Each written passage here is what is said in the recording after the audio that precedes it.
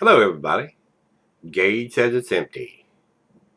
Let's go see what's in the fridge today.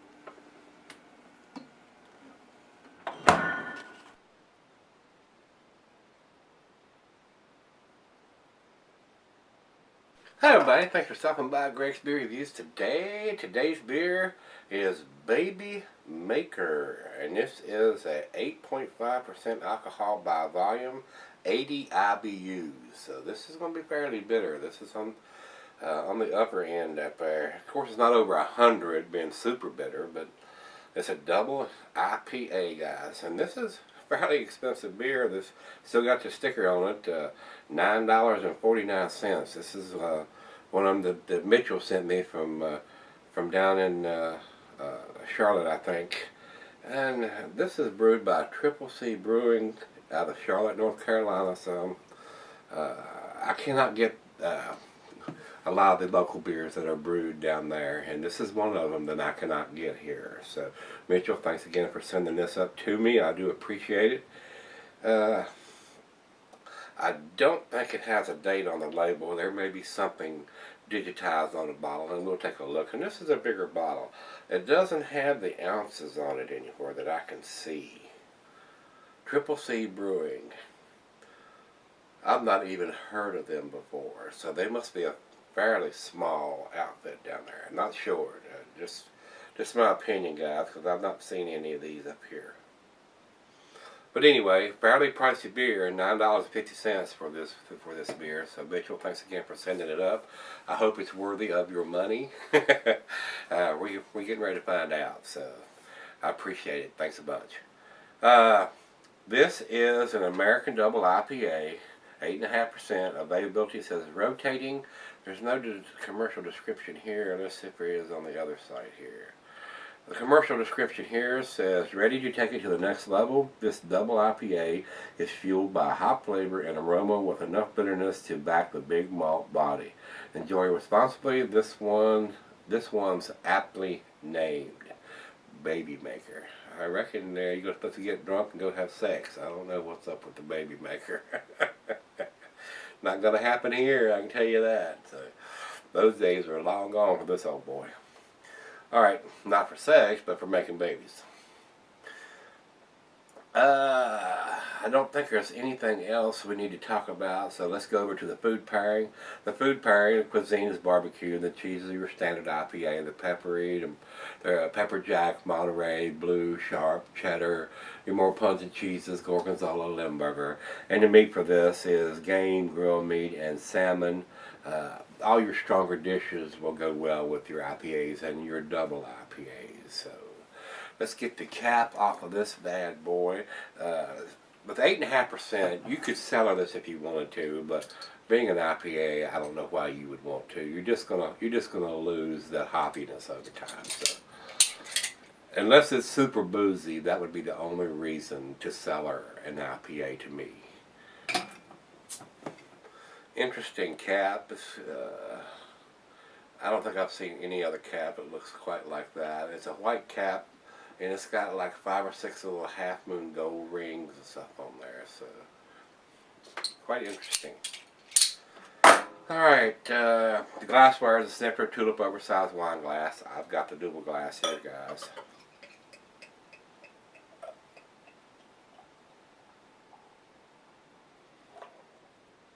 Save a little bit. For her, I don't know if it's bottle conditions. It is really dark. Nope, I can see the bulb through there, so I don't believe it's bottle conditioned or unfiltered. It is a light ruby color though, or red orange, if you will. A lot of bubbles streaming up. It looks like it's fairly carbonated. Didn't pour a monster head on that pour, but it looks, with not holding it to the light, it looks really dark in the glass. Almost looks like a rich burgundy. Very interesting for a double IPA. Got a lot more red characteristics than most. Let's get a nose on it and see what we got. A lot of hops in this. It's got a dank, piney. I'm getting a little bit of the alcohol.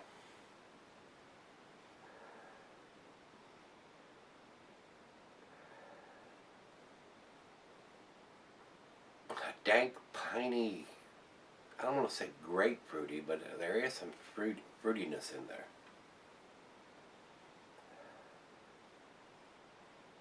Pine and a little bit of fruitiness is standing out to me more than anything else.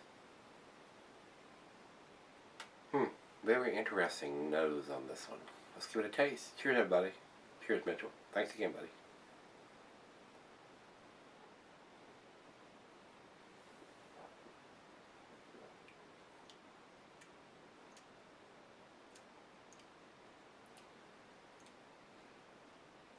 That tastes pretty good. It really does.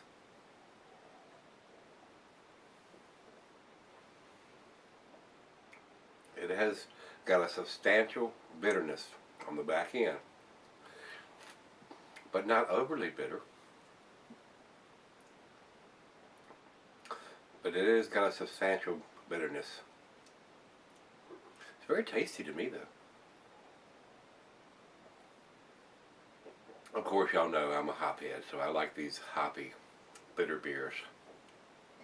Doesn't seem to be over bitter with 80 IBUs. That's on the upper end, but they need to have quite a bit of bitterness to match the malt backbone on a double IPA at 8.5%.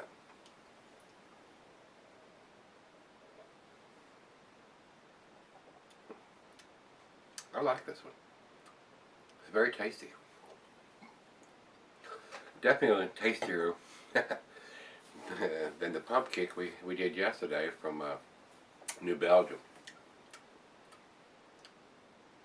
Yeah, I like that. I think the other half will like it too. It's leaving a very nice placing here. It's not blowing my hair back and my socks off, but I think it's tasty. It's rather nice. But it's right out of the fridge. It's 40 degrees, so we got a half a bottle here. I'm gonna pour in a glass for the other half and see what she thinks of it. And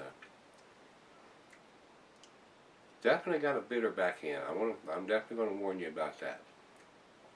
I don't want to say it's overly bitter, but it's on the verge of being just a tad too bitter. They could have just a little bit more sweet malt in there to counteract that bitterness. So let's let it warm up and see where this one ends up, and I'll be right back. I'm going to do the final comments and chug on this one.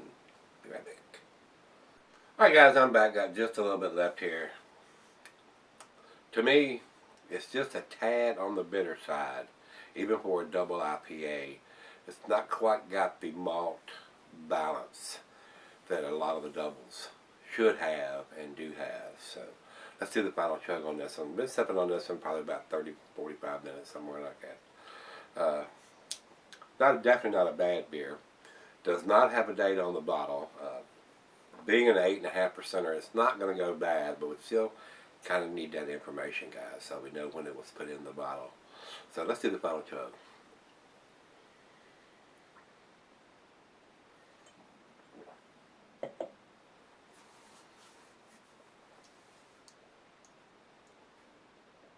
Definitely not a bad beer. Very tasty. Just a tad over bitter on the back end. Needs a little bit more malt to sweeten it up just a hair more, in my taste, my opinion, guys, to be a really good, balanced double IPA. Not bad, though. I cannot get these beers up here.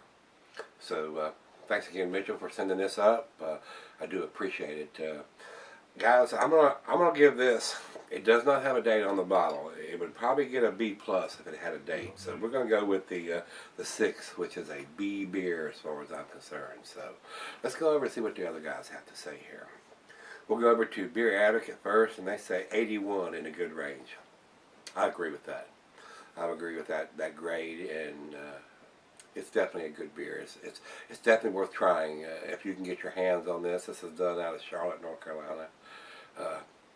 Kind of tasty, but a little on the bitter backside for me. Let's go over to Rate Beer, and Rate Beer is not kind here. Rate Beer says 62 overall and 14 in the style. The style numbers is just killing this beer here. I thought it was a good double, but like I said, I think it's just a little too bitter. Needs a little bit more malt to sweeten it up just a hair more to balance it out. So, not a bad beer overall. Wish it had a date on it. That's the only thing I can really fuss about besides the bitterness. So, and you're going to expect a little bit more bitterness with a double, but they need, in my opinion, just a little bit more malt to sweeten it up just a hair more. And put that date on the bottle. You got to have that date on these IPAs, guys. If you had this beer, give me some comments back on this one, whether you liked it, didn't like it. I did like it, but I don't think it's into the A category. Even with a date, it may even get up to the B+, but I think they need to work on sweetening it up just a hair a bit more to balance out the bitterness on this one, guys. So if you've had this one, give me some comments on this one, whether you liked it, didn't like it. Hit the like button, rate, comment, subscribe, and let's go see what's in the fridge tomorrow. See you then.